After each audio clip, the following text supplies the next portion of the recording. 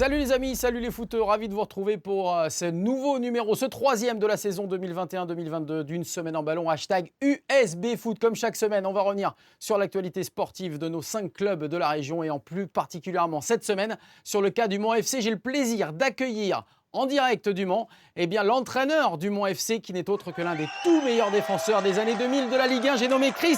Salut Chris. Oui, bonjour à tout le monde, comment ça va? Bonjour, très bien. Et vous, merci d'être avec nous. Ça fait plaisir d'abord de vous retrouver. Et c'est vrai que vous n'avez pas changé. J'ai l'impression de retrouver le défenseur de Lyon. Ouais, c'est vrai, les choses, ils changent pas beaucoup, hein. Non, mais le physiquement non plus. Vous devez vous entraîner avec les joueurs, c'est pas possible. Non, je m'entraîne pas avec les joueurs, mais je fais attention. Bon, bah c'est très bien. On va revenir avec vous, Chris, pour tous ceux qui vous connaissent et qui ne vous connaissent pas aussi, parce qu'il y en a, avec donc ce brésilo-portugais défenseur dans les années, on l'a dit, 90-2000, surnommé le policier, on en reparlera. Et on va tout de suite, évidemment, commencer par la rubrique invitée avec le joueur. Et oui, parce qu'avant d'être entraîneur, vous avez été un joueur. Et quel joueur? On va en reparler. Ça a débuté chez vous, au Brésil, du côté des Corinthians. On va regarder allez, une photo d'archive. D'abord le CV, voilà, on va regarder. Avec les Corinthians, Cruzeiro, des débuts au Brésil. Un passage premier par les Leverkusen du côté de l'Allemagne. Les 8 années du côté de Lyon. Un détour par Galatasaray avant de rentrer au pays et de partir en retraite en 2014, du moins en retraite du côté du joueur. On parlait justement de vos débuts avec les Corinthians. Regardez la photo, vous parliez de vos cheveux. À l'époque, il y en avait peut-être un petit peu plus. Et c'est bien vous, hein. C'est pas une photo montage. Hein. Oui, non, non, c'est pas de montage, c'était bien moi, ouais. 95-98, les débuts là-bas au Brésil, ça se passe super bien avec ces débuts professionnels. Oui, c'était un club assez connu au Brésil, assez connu un peu partout. C'est un club formateur, donc je démarre ma carrière. Je signe mon premier contrat à 17 ans dans ce club, Corinthians. Et à partir de là, voilà, à partir de là, ça commence une belle aventure. Une belle aventure qui se poursuit toujours au Brésil d'ailleurs, avec 5 années de contrat, ou en tout cas 5 saisons passées du côté cette fois de Cruzeiro, où vous êtes d'ailleurs champion du Brésil en 2013. On va voir également une petite photo, là c'est bien, c'est les images Panini de chez nous, hein. C'est l'équivalent en fait de ce qu'on pouvait trouver dans les albums. C'est pareil, 5 années où vous vous régalez. Oui, en fait, j'ai joué 10 ans dans mon club formateur à Corinthians. Donc, et après, je pars à Cruzeiro. Et pratiquement, c'est là-bas que je connais les plus belles années. J'ai gagné le championnat brésilien, j'ai gagné la Copa do Brasil, j'étais en équipe nationale. Donc, c'était une expérience qui, pour moi, en fait, quand j'ai quitté mon club formateur, je suis parti à Cruzeiro, ça m'a grandi. Ça m'a fait grandir au niveau joueur, au niveau homme. Donc, déjà, je quitte ma ville et je pars dans une autre ville où je connais personne, donc je dois m'adapter. J'avais que 21 ans, donc il fallait tout de suite s'adapter et de se remettre au travail. Beaucoup de joueurs, justement, Chris, à l'époque même, pouvaient partir très jeune, 17-18 ans, en tant que Brésilien, partir en Europe. Vous, c'était pas l'objectif de départ? Oui, c'était l'objectif, mais j'ai pas eu cette opportunité de partir. Après, j'ai eu une petite passage à Leverkusen, mais j'avais 26, 25-26 ans. C'était un passage de 6 mois avant de venir à Lyon. Mais oui, quand j'étais plus jeune, c'était l'objectif de venir en Europe et jouer le meilleur championnat, que c'est la Champions League surtout. Effectivement, et on vous voit d'ailleurs sur cette photo, ça faisait partie de cette année en 2003 du côté de Leverkusen, du Bayer Leverkusen en Allemagne, première expérience en Europe, effectivement, qui n'a pas été très convaincante. Et puis derrière, vous retournez du côté de Cruzeiro avant de re-signer en Europe, et cette fois du côté de Lyon. Alors en 2004, pourquoi Lyon? Il y avait d'autres opportunités? C'était un club qui était déjà champion de France? La différence entre Leverkusen et Lyon, c'était qu'à Lyon, il avait une atmosphère. Il avait déjà une équipe formée. une équipe qui venait d'une série magnifique au championnat. Donc, il avait une vraie ambiance dans le vestiaire, chose que je n'ai pas trouvée à Leverkusen. Donc, même si Leverkusen, la saison précédente, ils ont joué tous les finales, ils ont perdu, surtout contre la Champions League, Zidane, il marque Le fameux but? le, le fameux but. Donc, et l'année d'après, j'arrive, il n'avait pas vraiment une atmosphère Très bonne. pour, pour ces clubs-là. Donc, à Lyon, il avait tout. Il avait tout. Et en plus, j'avais Juninho qui m'a beaucoup aidé avec Cassapa aussi. Donc, c'était un point positif pour moi dans ma adaptation.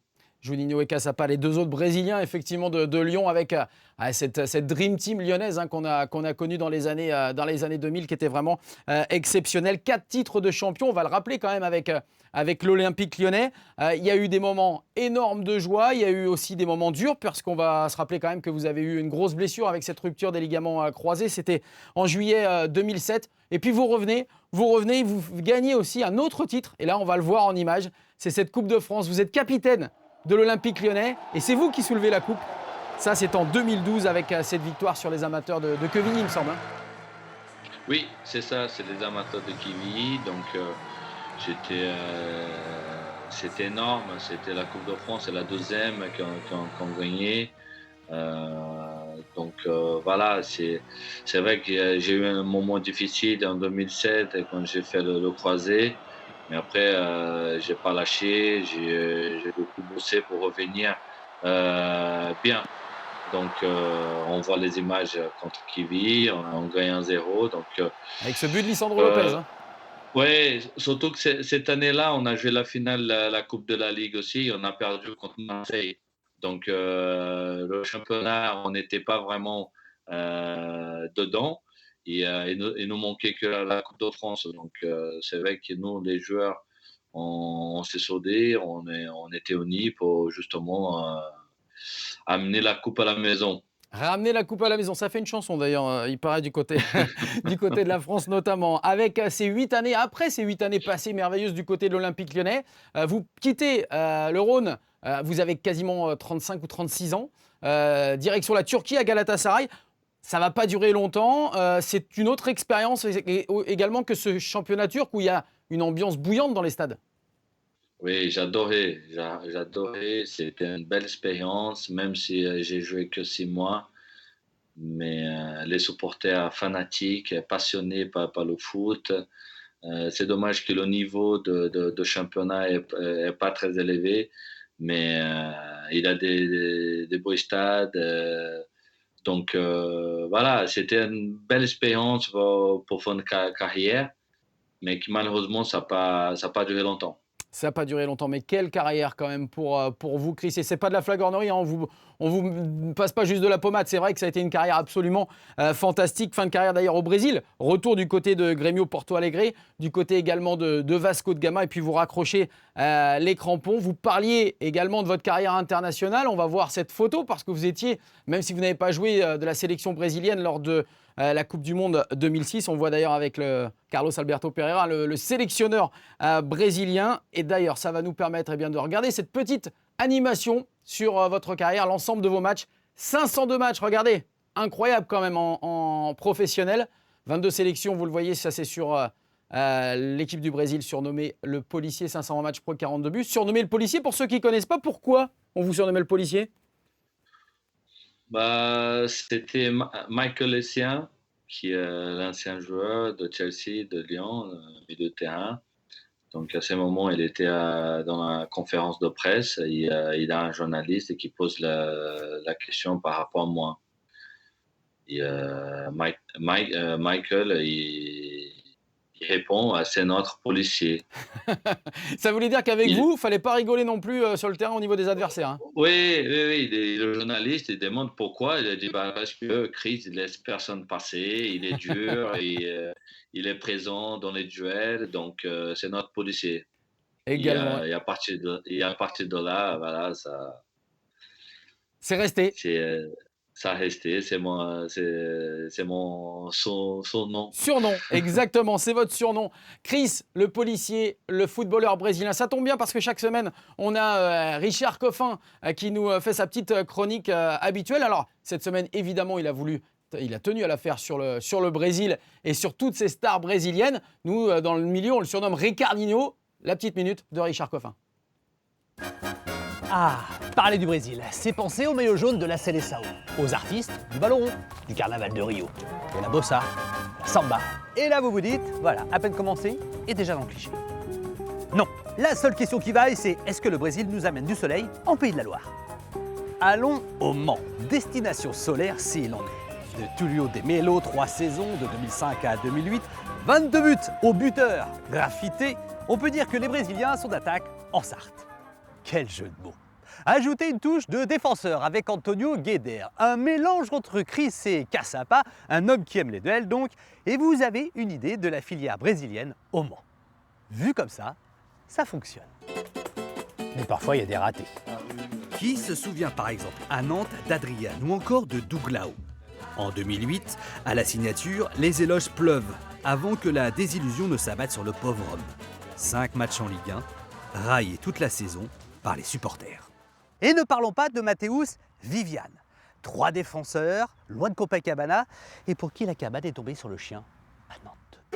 De tous les Auriverdés, passés ou actuels à Nantes, sans leur faire ombrage, celui qui a le plus honoré le maillot jaune de la Seleção, c'est lui, qui porte aussi un maillot jaune et vert, un Français, José Touré.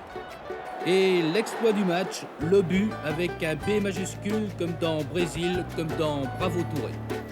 Bon, n'empêche, les joueurs brésiliens ont la cote en France. Reste maintenant à faire leurs preuves sur le banc et tenter par exemple de suivre Ricardo, vainqueur avec Bordeaux en 2007 de la Coupe de la Ligue, plutôt que Silvinho, éjecté après 5 mois seulement d'exercice à Lyon. Oui, parce que le propre de l'entraîneur est d'être assis là, sur un siège éjectable. Et que quand ça tape très fort, c'est toujours lui qui prend les coups. Brésilien ou pas. Voilà, merci à Ricardinho, José Touré, surnommé le Brésilien, effectivement, du côté de la France. On a bien repassé tout l'horizon de joueurs de Chris. On va s'intéresser maintenant à la rubrique invitée, l'entraîneur. Alors, tout jeune entraîneur, hein, puisque Chris, on va le rappeler, vous avez débuté avec les équipes de jeunes de Lyon, hein, suite à votre fin de carrière. Et puis derrière, vous êtes parti dans la banlieue lyonnaise entraîner le Gaulle. Alors, le Gaulle, il y a eu plusieurs noms. Hein, c'est un club de National 2, c'est ça que vous avez entraîné pendant 2 ans?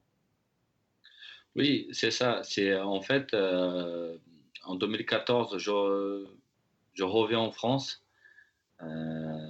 Pendant la Coupe du Monde, et à ce moment, j'ai eu l'opportunité de passer des diplômes pour devenir entraîneur.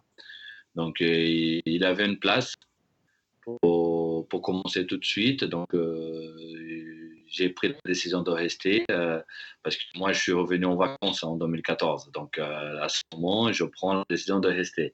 Et je commence la formation. Je prends le U15 à l'époque comme adjoint. Et petit à petit, je passe ma deuxième année de formation, le DES. Je prends le U17 comme adjoint aussi.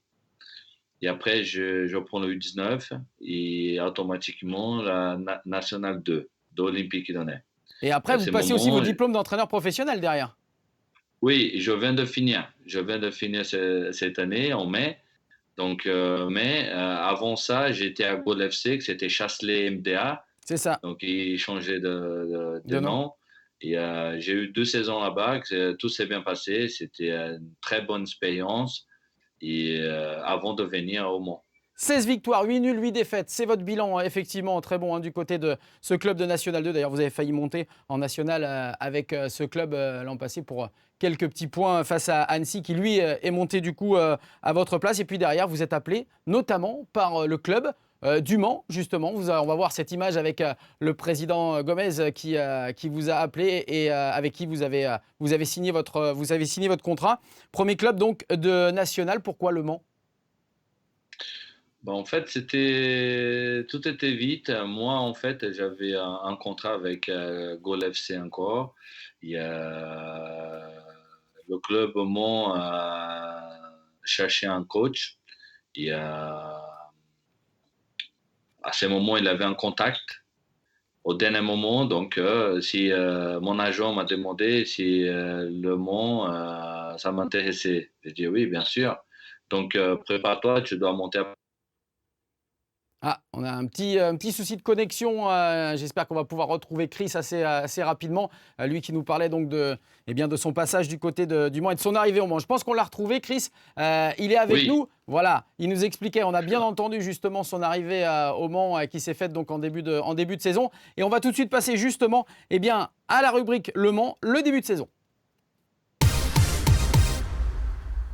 Et pendant qu'on regarde justement tous les buts inscrits par Le Mans, ou presque, depuis le début de cette saison, on va pouvoir en parler. En quelques mots, Chris, ça s'est bien passé, votre adaptation à la fois à ce club, et les joueurs aussi se sont bien adaptés à vous, à votre système de jeu? On essaie toujours, on travaille pour ça justement, pour que les joueurs ils progressent à chaque semaine, à chaque jour. Donc oui, on a eu une préparation très bien, des joueurs impliqués, motivés. Même les débuts de saison, on a fait 2 matchs à domicile avec 2 victoires. Donc on a fait un début de saison correct. Mais je sais que les joueurs ils peuvent encore donner plus parce qu'ils ont de la qualité. Après, on a eu beaucoup de changements, que ce soit les joueurs, que ce soit tous les staffs. Donc, il faut du temps. Il a le travail à long terme, mais il a le travail à court terme. Donc, on a besoin de résultats, on a besoin de mettre déjà en place un travail pour garder le classement. Mais il a le travail à long terme, c'est dans la durée. Le championnat national est assez compliqué, il est assez dur. Donc, le joueur, ils doivent avoir cette responsabilité justement de jouer chaque match à fond. Et chaque match, c'est un match différent. En quelques mots, Chris, vous êtes plutôt un entraîneur à vocation quand même offensive, ou vous appuyez vraiment sur des bases défensives très, très fortes? Et le joueur, mon équipe, elle doit savoir qu'est-ce qu'elle doit faire avec le ballon. Donc, prendre du plaisir avec la responsabilité de trouver les espaces, d'oser, de provoquer. Et quand on n'a pas le ballon, voilà la responsabilité de défendre.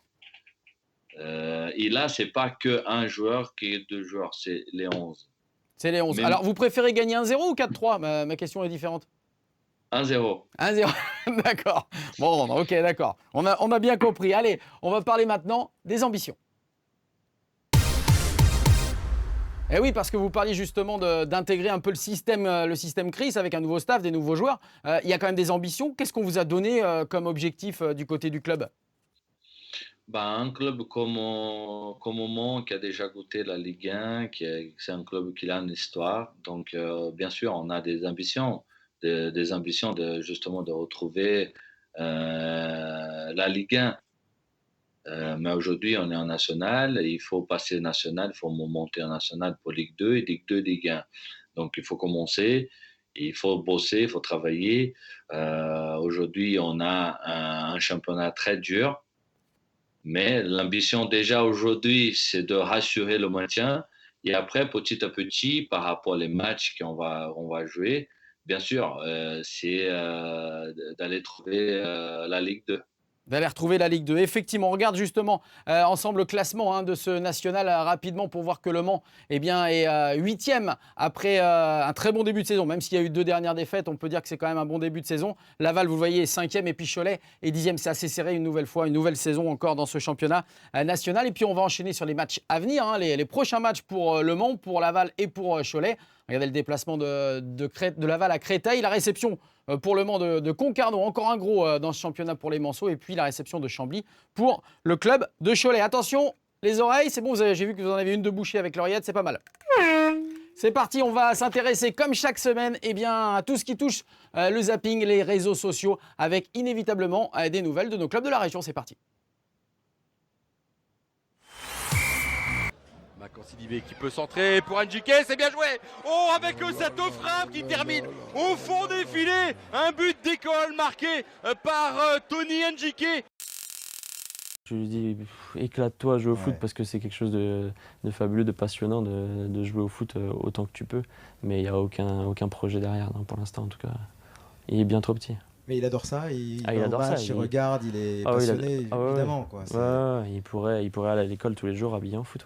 Ouais. Avec le maillot du SCO. Avec le maillot du SCO, Non, pas forcément tout le temps. mince, Ouais, pas forcément tout le temps. avec quoi il Plus irait le maillot de l'équipe de France, lui. Ah, Tu c'est vois, pas mal. Il a une ambition un peu plus élevée que son père.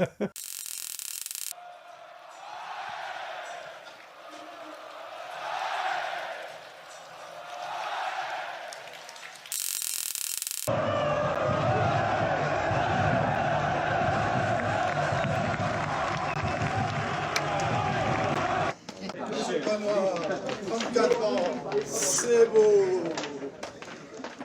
Mais t'es plus tout jeune, hein?